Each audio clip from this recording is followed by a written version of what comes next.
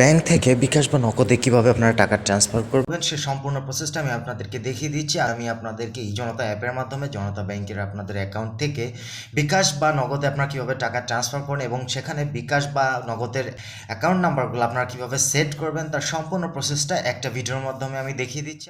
Bank থেকে বিকাশ বা নগদে কিভাবে আপনারা টাকা ট্রান্সফার করবেন ভিডিওর মাধ্যমে দেখিয়ে নিন। আমি এখানে জনতা ব্যাংকের জনতা অ্যাপটিতে প্রবেশ করছি। আমার যেহেতু জনতা ব্যাংকের অ্যাকাউন্ট, তাই আমি জনতা ব্যাংকের অ্যাকাউন্টটা দিয়ে আপনাদের দেখাচ্ছি কীভাবে আপনারা বিকাশ বা নগদে টাকা ট্রান্সফার করবেন। প্রথমে আপনি আপনার এই জনতা অ্যাপটা ওপেন করে নিন। এখানে এসে আপনি আপনার কোড দিয়ে এটাতে লগ ইন করে নিন। আমি আমার অ্যাপটিতে প্রবেশ করে নিলাম।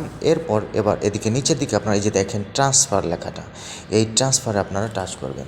এখান থেকে MFS ব্যালেন্স ট্রান্সফার যেটা দেখছেন এখানে চলে আসবেন। আসার আগে এদিকে আপনারা দেখতে পাবেন transfer to bKash, transfer to Nagad. আপনি বিকাশে নিতে চাইলে বিকাশেরটায় যাবেন, যদি নগদে নিতে চান নগদে চলে যাবেন। আমি বিকাশে নেব, তো আমি বিকাশেরটায় টাচ করে দিলাম। এখানে চলে আসলো।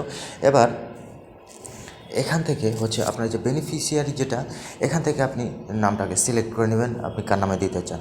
হ্যাঁ, তবে এখানে এর আগের কথা হচ্ছে আপনি যে নাম্বারে এটা সেন্ড করতে চান সেই নাম্বারটাকে আপনার এখানে সেভ করে নিতে হবে।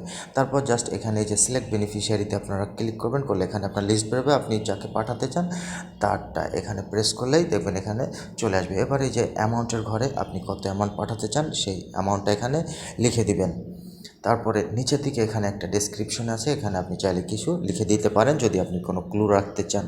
হ্যাঁ, এটা আপনি দিতে পারেন। এখানে আপনি আপনার একটা রেফারেন্স কোনো কিছু একটা লিখে দেবেন। তারপরে এখানে আপনি আপনার পিন করে দেবেন। যেমন এখানে আমি আমার একটা নাম লিখে দিলাম।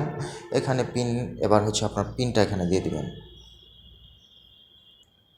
এটা বসানো হয়ে গেলে এরপরে যে নিচে দেখতে পাচ্ছেন I have read and accept the terms and condition, এটাতে ওকে করে দিবেন। দিয়ে এখানে সাবমিটে প্রেস করবেন।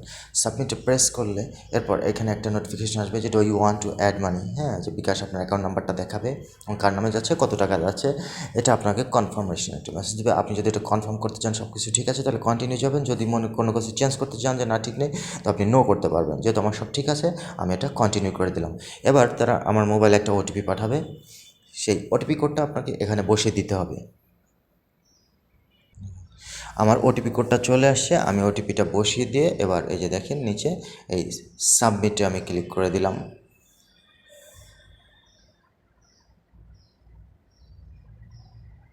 ওকে, এই যে দেখেন সাবমিটে দেওয়ার সঙ্গে সঙ্গে দেখেন আমার এটা কিন্তু ওকে হয়ে গেল। এখানে তারা মেসেজ দিচ্ছে। এখন চাইলে আপনি আপনার এই রিসিপ্টটা ডাউনলোড করে রাখতে পারেন, না চাইলে ওকে দিতে পারেন। এছাড়া আপনার স্টেটমেন্টও থাকবেই। ওকে, এটা গেল আপনার কীভাবে সেন্ড করলেন। হ্যাঁ, এবার আসেন আপনি এই যে ট্রান্সফারে এখানে গেলে দেখেন এই যে আসে এটা হলো ব্যালেন্স ট্রান্সফারের ক্ষেত্রে। এখন আপনি যে বেনিফিশিয়ারিটা অ্যাড করবেন, ওই যেটা বললাম আপনি যে নাম্বারটাকে বের করছেন সেটা অ্যাড করার জন্য কী করতে হবে, এই বেনিফিশিয়ারি ম্যানেজমেন্টে আপনি চলে আসবেন। এখানে যে দেখতে পাচ্ছেন অ্যাড বেনিফিশিয়ারি অ্যাকাউন্ট, এখানে যে সিলেক্ট অপশনে আপনারা টাচ করবেন। এখানে আপনারা যদি কোনো ব্যাঙ্ক অ্যাকাউন্ট সিলেক্ট করতে চান সেই ব্যাঙ্কে চাপ দিবেন। যদি আপনারা যে ব্যাঙ্কিং মোবাইল ব্যাঙ্কিংটা সিলেক্ট করতে চান MFS যেটা, সেইটা এখানে যে অ্যাড MFS বেনিফিশিয়ারি দিলাম। তারপরে যে সিলেক্ট অ্যান্ড অপশনে গিয়ে এখানে আপনার বিকাশ না নগদ আপনি সেটা সিলেক্ট করে নেবেন। বিকাশ হলে বিকাশ, নগদ হলে নগদ। এরপরে মোবাইল নাম্বারের ঘরে মোবাইল নাম্বার দিবেন।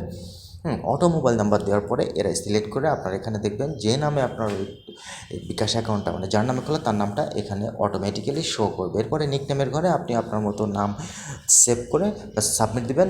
ব্যাস এখানের কাজ শেষ, আপনার নাম্বারটা অ্যাড হয়ে যাবে। এরপরে জাস্ট শুধু আপনি এখানে আসার পরে যে MFS ব্যালেন্স ট্রান্সফারে গিয়ে এখান থেকে জাস্ট সিলেক্ট করে যে প্রসেসটা আমি দেখিয়ে দিলাম সেই প্রসেসে সেন্ড করবেন, আপনার টাকা ট্রান্সফার হয়ে যাবে। এক্ষেত্রে আপনার বিকাশ বা নগদ যে কোনো ক্ষেত্রে আপনি টাকাটা এখান থেকে ট্রান্সফার করে নিতে পারবেন। এভাবে খুব সহজেই আপনারা কিন্তু এই জনতার মাধ্যমে জনতা ব্যাংকে আপনাদের যাদের অ্যাকাউন্ট আছে তারা এই লেনদেনটা করে নিতে পারেন।